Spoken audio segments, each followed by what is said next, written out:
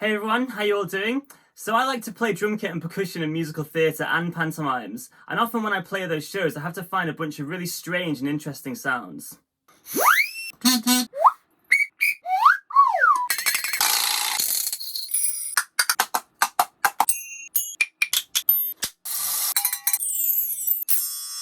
So I want to talk to you about one of my favourite instruments that I've ever made, which are these coconuts. So basically buy a coconut from a shop, get a big knife, you basically throw it up in the air and you hit it, and if you keep doing that and spinning the coconut as you do it, it'll eventually break in half. Then put it in the oven, cook it for a little bit, then you can scoop out the insides, and then it'll also be hardened as well.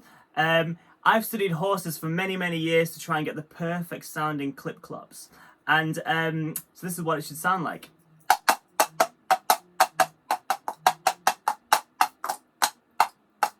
This week's episode is a bit more of a fun one. So basically I just want to talk to you about all the kind of the weird sounds that I've got, where you can get them as well, and yeah, if you want to kind of build up your pantomime or musical theatre sound set. So rather than bore you with trying to figure out how to play any of the stuff, because obviously it's pretty easy, I'm just going to go through it and talk you through all the things I've got. Now I don't know whether anyone's seen any of the Looney Tunes cartoons, specifically the Blade Runner, but they always mention this company called Acme.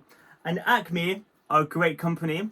They told me to say that. But I've got quite a few things that are Acme. The first one is my Acme Siren. So yeah, it's made in England. I didn't know that. It's made in England, and yeah, you can buy them anywhere you want, and this is what it sounds like. I've had quite a few kazoos over the years, and I always found that I end up breaking them if they're plastic. Now, this one's called the original metal sub kazoo. Also comes in a cool little kind of cardboard box kind of thing. It keeps it safe. This is what it sounds like. I'm pretty sure these are called a nose flute. I'll try and find this. I just randomly picked it up in a music shop. This is what it sounds like. Again, you can't go wrong with a good old Acme Whistle. This one sounds a little bit more chill, like standard kind of children's slide whistle. Again, that good old company Acme. Strange that a lot of the stuff's Acme, and a lot of the weird percussion sounds are from Acme. Maybe there's a kind of crazy guy at Acme who's making all these cool sounds. Again, another slide whistle. This one's called a Flexitone. I actually broke mine, but I managed to fix it with a bit of tape. Yeah, this one's pretty good. And they're kind of used for all sorts of kind of wibbly wobbly effects. I use them in pantomimes quite a lot. Here's what it sounds like. This one's a Minel, one of my favourite brands, Vibraslap. It's seen quite a few times, this. It's quite battered, but it survived quite a few poorly judged cases and stuff. This is what it sounds like. Good old percussion plus football rattle. A lot of shows and pantomimes are at Christmas, so I've got kind of like, I call these kind of like magical sleigh bells, like woo, for more kind of magical stuff, and then these are for more that kind of Christmas stuff, you know. So I've got some percussion plus castanets, and we call these machine castanets because you kind of play them like that. You can kind of rest them on the bass drum when you're playing kit and then kind of quickly go to them. You can also play these with sticks as well if you want to, if you don't quite have enough time. Yeah, they're really great, and you can kind of change the tension on them and everything, so this is what they sound like.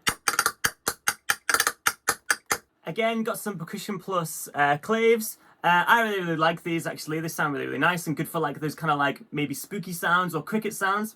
Sometimes you need to kind of do some slapstick comedy stuff. We call this a whip because it sounds like a whip, doesn't look like one, but here we go, this is what it sounds like.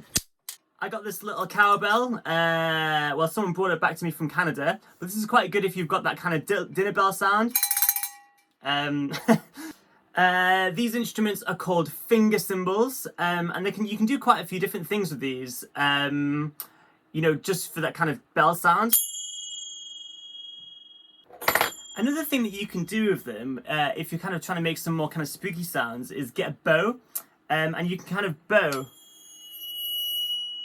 the side of them to make kind of like those kind of haunting sounds. I've got some other ones here as well that have like notes inside, so if you translate this, it'll tell you what note they are. Sound quite mellow. Again, those classic kind of classroom castanets. These are percussion plus, really handy if you want to just be able to throw them down after you've used them. I've got a Rainstick as well. I got this from a Christmas market. They're really great. Again, if it starts raining.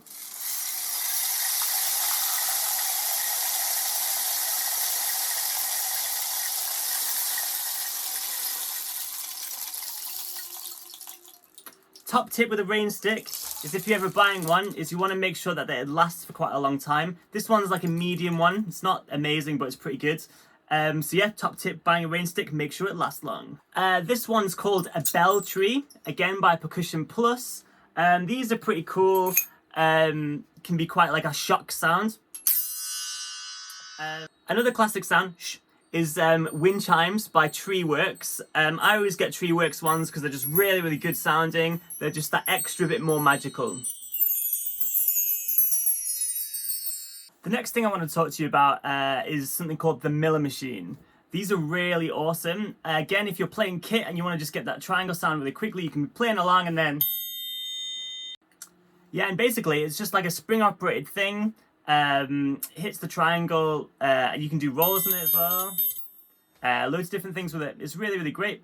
So what I'm going to do is I'm going to try and do a little performance where I use all of these instruments at the same time or in like different ways and just hopefully do something that's a bit more fun and entertaining.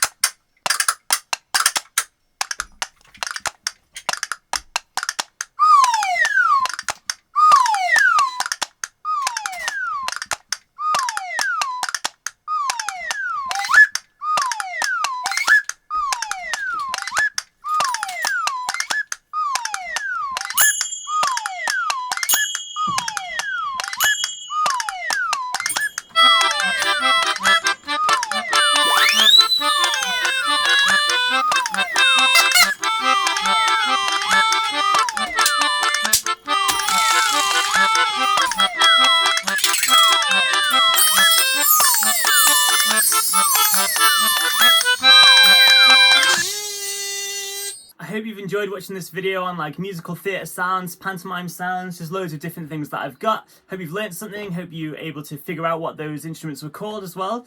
Yeah, I'm going to be doing one of these every week, so check out next week's. Thank you very much, like and subscribe, cheers.